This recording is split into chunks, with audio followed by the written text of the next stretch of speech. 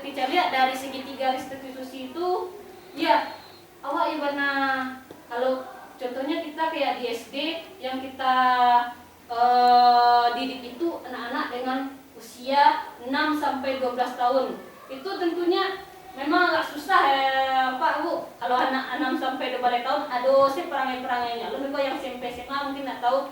Jadi dari situlah kita tumbuhkan motivasi intrinsiknya. Jadi kita lebih.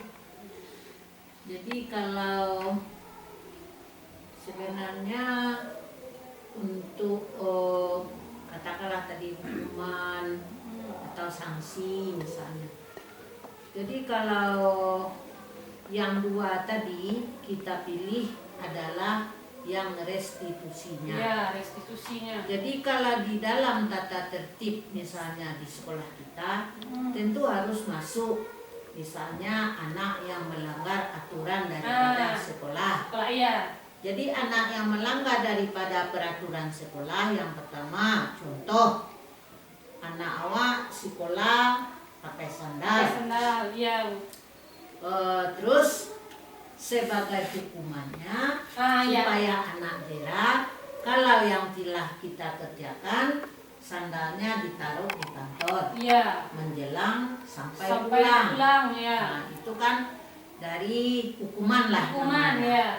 Jadi kalau kita bawakan kepada hukuman yang restitusi itu berlawanankah daripada yang telah kita laksanakan atau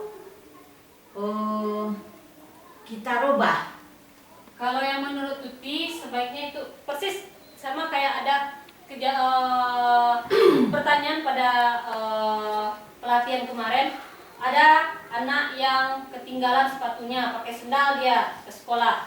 Jadi nanti hukuman oleh guru tersebut disita sendalnya itu sampai pulang sehingga anak ini nyeker di dalam kelas kemana-mana. Sehingga anak ini menjadi malu dia. Pertama tuh udah kena dia malu sama teman-temannya dari awal sekolah sampai pulang dia tidak bersepatu. Tentu yang namanya anak SD pasti akan mengetawakan. Nah, tidak semuanya mungkin atau 1-2 orang akan mengetawakan anak tersebut